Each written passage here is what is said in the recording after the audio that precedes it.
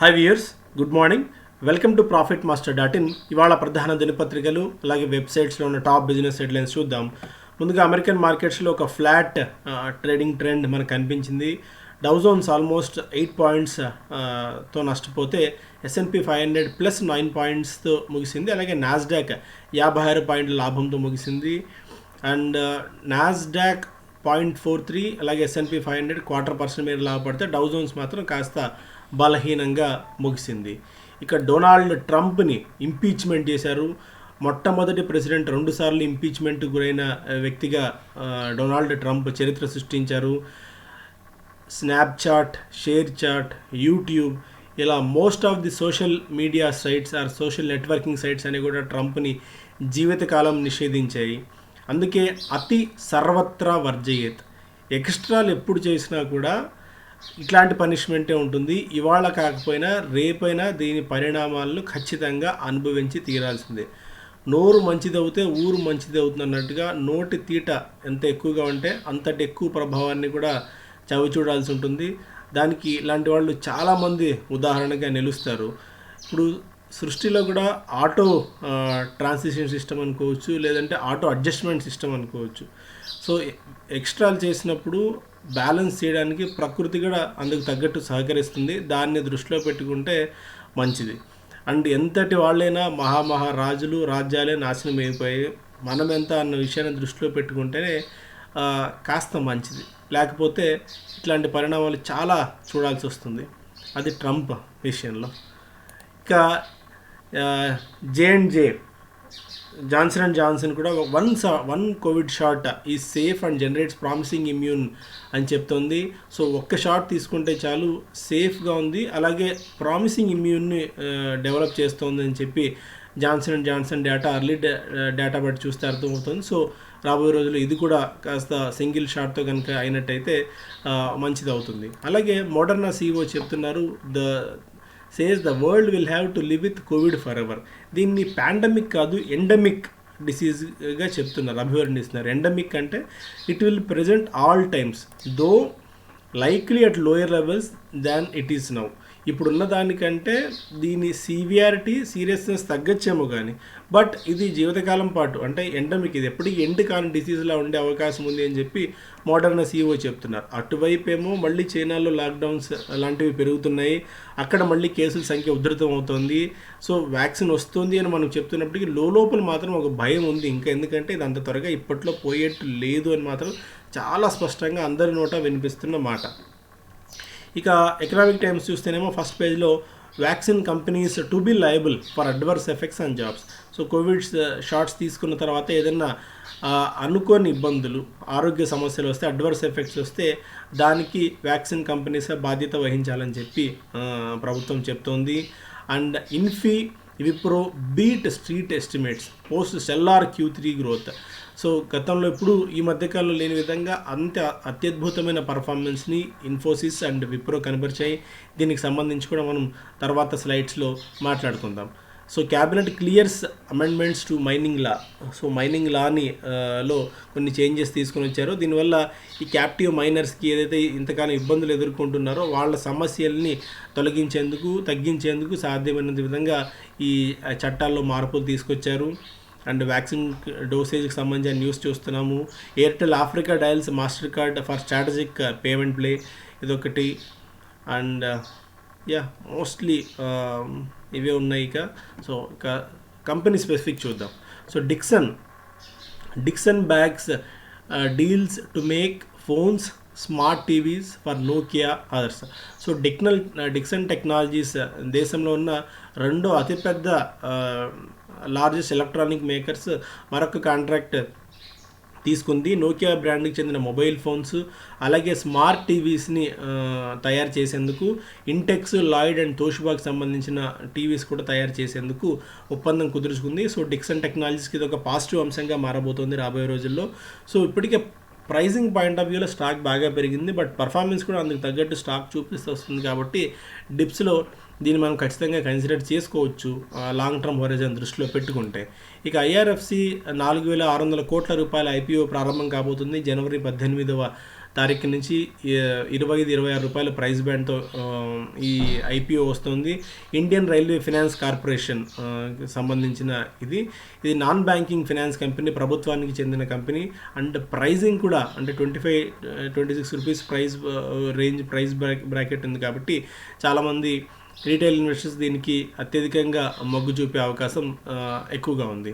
And PFC to launch bonds for retail investors. దశాబ్ద కాలం తర్వాత మళ్ళీ ప్రభుత్వ రంగ సంస్థలు రీటైల్ ఇన్వెస్టర్స్ కోసం బాండ్స్ ఇస్తున్నాయి. గతంలో స్టేట్ బ్యాంక్ ఆఫ్ ఇండియా ఇచ్చింది 10 ఏళ్ల క్రితం, ఇప్పుడు మళ్ళీ పిఎఫ్సి ఇస్తుంది. సో దాదాపు 5,000 కోట్ల రూపాయల మేర ఈ బాండ్స్ జారీ ద్వారా సమీకరించాలని చెప్పి పవర్ ఫైనాన్స్ కార్పొరేషన్ చూస్తోంది. ఇండివిజువల్స్ ఆర్ హెచ్ఎన్ఎస్కి 3 సంవత్సరాలు మనం పెట్టుకుంటే కూపన్ రేట్ 4.8, అలాగే 5 ఏళ్ళు పెట్టుకుంటే 5.8, 10 ఏళ్ళు తీసుకుంటే 6.82 నుంచి 7% వరకు కూపన్ రేట్ రాబోతుంది. అలాగే 15 ఏళ్ళు పెట్టుకుంటే 6.97 నుంచి 7.15 వరకు ఇంట్రెస్ట్ రేట్స్ వర్కౌట్ అయ్యే అవకాశం ఉంటుంది. అలాగే ఇన్స్టిట్యూషన్ కార్పొరేట్స్ కూడా కొద్దిగా రేట్ 15 బేసిస్ పాయింట్స్ తక్కువ ఉన్నప్పటికీ బట్ ఇది రీటైల్ ఇన్వెస్టర్స్ కోసం ఉంది. ఎందుకంటే కొద్దిగా సేఫ్ అండ్ సెక్యూర్డ్ ఇన్వెస్ట్మెంట్గా దీన్ని చెప్పుకోవచ్చు. స్థిరంగా అంటే బ్యాంకుల్లో ప్రస్తుతం పెట్టుకుంటే 3-4% మించి వడ్డీ రేట్లు వర్కౌట్ అవ్వట్లేదు కాబట్టి కొద్దిగా ఎవరైతే జస్ట్ ఇంట్రెస్ట్ మీద ఆధారపడి ఇంట్రెస్ట్ గురించి ఆలోచిస్తున్నారో వాళ్ళకి కొద్దిగా గొప్ప ఇది పనికొచ్చే అవకాశం ఉంటుంది. Bharti Airtel stock surges on nod for higher FPI in arms. So foreign portfolio ఇన్వెస్ట్మెంట్స్కి వివిధ రంగాలు అంటే తన సబ్సిడరీ కంపెనీస్లో ఎఫ్పిఐ 100% వచ్చేందుకు అనుమతి లభించిన నేపథ్యంలో భారతీ ఎయిర్టెల్లో ఈ స్ట్రాంగ్ జంప్ చూసాం. At least $600 million of inflows into stock likely with MSCI rebalancing index.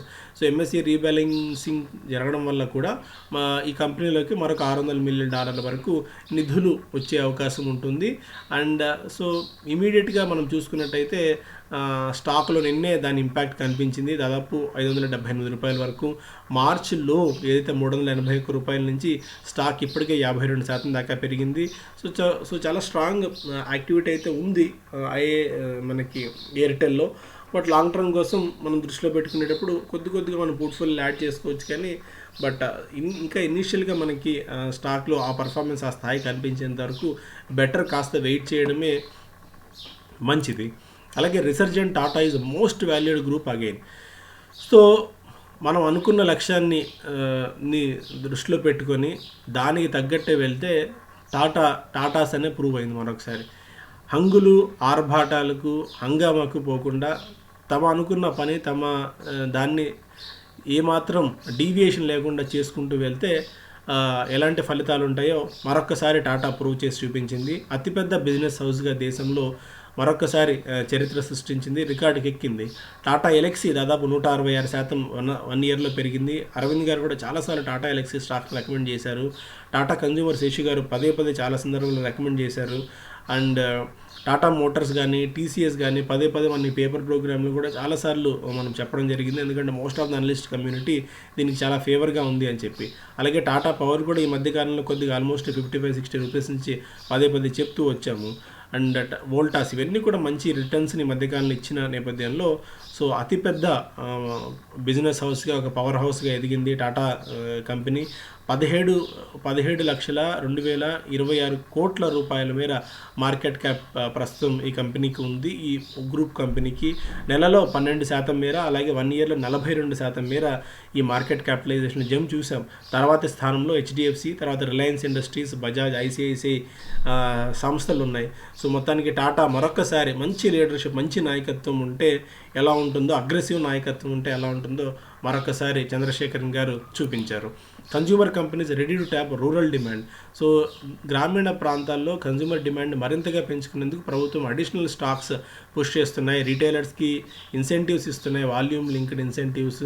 So ఇవన్నీ కూడా కలిసి వచ్చే అవకాశం ఉంది ఐటీసీ లాంటి కంపెనీస్కి. అలాగే ఈ మధ్యకాలంలో ఇమామి కూడా బాగా పర్ఫామ్ చేస్తుందని చెప్పి most of the analyst community భావిస్తుంది. ఇది కూడా చాలా స్ట్రాంగ్ ఫుటింగ్ మీద ఉంది, దీన్ని కూడా లాంగ్ టర్మ్ కోసం కన్సిడర్ చేయొచ్చు అని చెప్పి. ఐటీసీ ప్రస్తుతానికి కాస్త వీక్గా అనిపిస్తున్నప్పటికీ మన పేషెన్స్ని టెస్ట్ చేస్తున్న చేస్తున్నప్పటికీ లాంగ్ టర్మ్లో మాత్రం నాకు తెలిసి చాలా మంచి వెల్త్ని క్రియేట్ చేసే అవకాశం ఐటీసీలో ఉంది. అండ్ ఇమామి లాంటి వాటిని కూడా కన్సిడర్ చేసుకోవచ్చు మనం. Infosys, Wipro beats street estimates post stellar Q3 growth. So అందరూ most of the analyst community fail అయింది. ఎందుకంటే వాళ్ళందరూ అనుకున్నారు అట్లీస్ట్ ఒక 2-3% మాత్రమే మ్యాక్స్ రెవెన్యూ గ్రోత్ ఉండొచ్చు అని చెప్పి. బట్ అందుకు భిన్నంగా టీసీఎస్తో మొదలు పెడితే ఇప్పుడు ఇన్ఫోసిస్, విప్రో కూడా అంచనాలను మించి ఫలితాలను అనౌన్స్ చేయడం మనం చూసాం. ఇన్ఫోసిస్ స్నాగ్డ్ ఏ రికార్డ్ ఆఫ్ $7.13 బిలియన్ కొత్త డీల్స్ని ఈసారి డిసెంబర్ క్వార్టర్లో వాళ్ళు తీసుకొని వచ్చారు. అండ్ ఫోర్కాస్ట్ కూడా మంచి ఫోర్కాస్ట్ 4.5-5% మేర ఈ ఫుల్ ఫినాన్షియల్ ఇయర్లో తమ రెవెన్యూ గ్రోత్ ఉంటుంది అని చెప్పి ఇన్ఫోసిస్ కూడా గైడెన్స్ ఇచ్చింది. అలాగే విప్రో 20.8% ప్రాఫిట్స్లో 20% జంప్, 21% జంప్ ఆల్మోస్ట్ మనకి ఈసారి తీసుకొని వచ్చింది. అండ్ రెవెన్యూ కూడా ఆల్మోస్ట్ 1.5 నుంచి 3.5 వరకు పెరుగుతుందని అంచనా వేస్తుంది. సో మొత్తానికి ఈ రెండు కంపెనీలు నాకు తెలిసి మార్కెట్స్ని ఇవాళ మరింతగా ఫ్యూలింగ్ చేసే అవకాశం ఉంది. మరింత మార్కెట్స్కి ఒక రాకెట్ లాంటి ఇంధనాన్ని, రాకెట్ పైకి వెళ్ళేందుకు అవసరం ఎంత ఇంధనం అవుతుందో ఆ ఇంధనాన్ని ఇవాళ ఐటీ కంపెనీస్ ఇచ్చే అవకాశం ఉంది. ఇన్ఫోసిస్ 4-5% దాకా పెరగచ్చు అని చెప్పి అనలిస్టులు అంచనా కూడా వేస్తున్నారు. షార్ట్ కవరింగ్ జరుగుతుందన్న అంచనాలు చాలా స్పష్టంగా మనకి కనిపిస్తున్నాయి.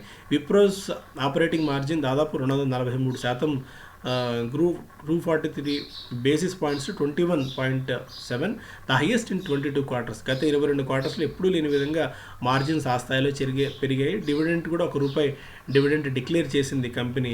సో కొత్త మేనేజ్మెంట్ ఇది కూడా డెలా పొర్తే గారు, ఈయన కూడా చాలా స్ట్రాంగ్గా ఈ కంపెనీలోకి వచ్చిన తర్వాత, విప్రోలోకి వచ్చిన తర్వాత, విప్రో పగ్గాలు చేపట్టిన తర్వాత కంపెనీలో చాలా చేంజెస్ జరుగుతూ వస్తున్నాయి. అది కూడా ఒక రకంగా పాజిటివ్గా నిలిపించింది. అటు CEO సలీల్ పరేఖ్ గారు కూడా ఇన్ఫోసిస్ని మంచి గ్రోత్ ట్రాక్ మీద పరుగులు తీస్తున్నారు. వచ్చే సంవత్సరం డబుల్ డిజిట్ గ్రోత్ ఉంటుందని చెప్పి ఆయన చాలా ఆశాభావాన్ని వ్యక్తం చేస్తున్నారు.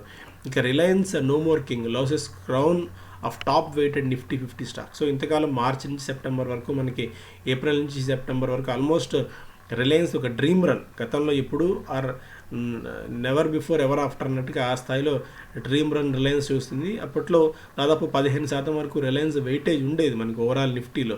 ఇప్పుడు మెల్లగా గత కొద్ది కాలం నుంచి, అంటే ఎప్పుడైతే $2,300 మార్క్ని చేరిందో స్టాక్, అప్పటి నుంచి కాస్త బలహీన పడుతూ వచ్చింది. బికాస్ ఆఫ్ వేరియస్ ఫ్యాక్టర్స్ అనుకోవచ్చు.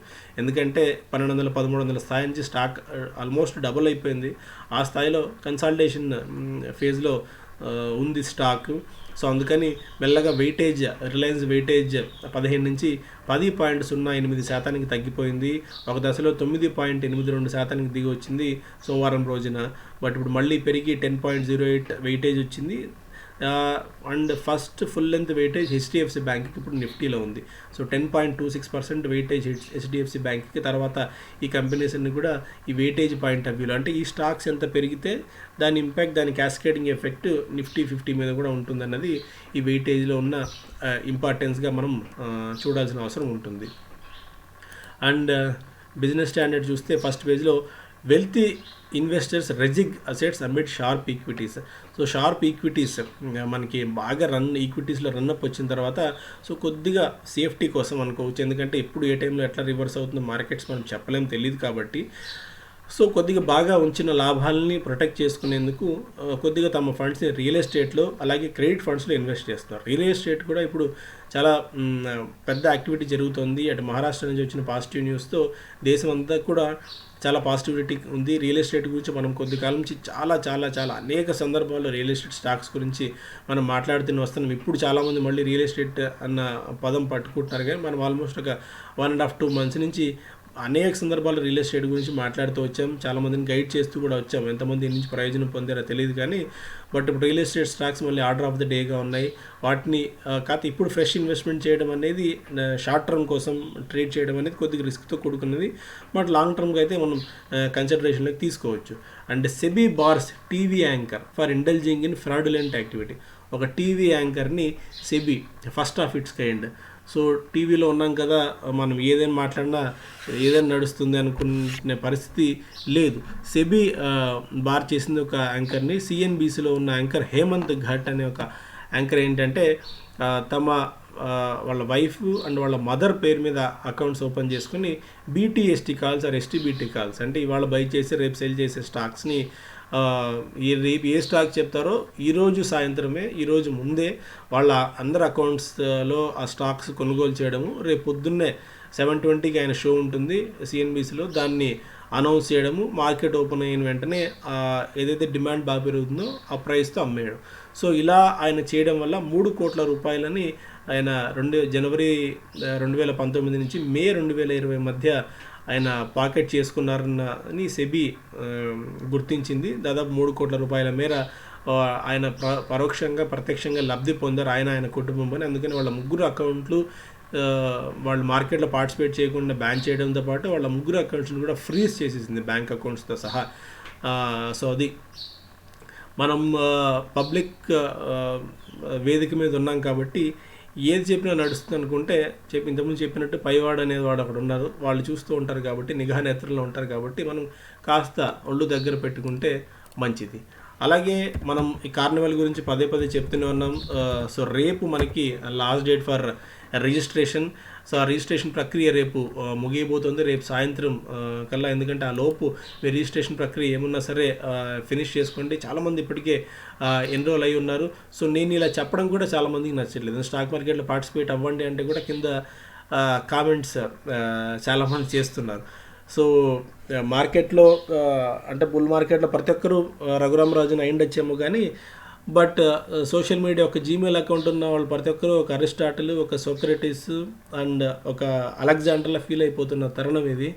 సో ఏం చేద్దాం, ప్రస్తుతం ఆర్డర్ అవుతుండే అలా ఉంది. అండ్ ఫైనల్గా మీ అందరికీ సంక్రాంతి శుభాకాంక్షలు. సో ఈ సంక్రాంతి పండుగ మీ అందరి జీవితాల్లో మరింత ఆనందం నింపాలని చెప్పి కోరుకుంటాను. Thank you so much. Have a great day.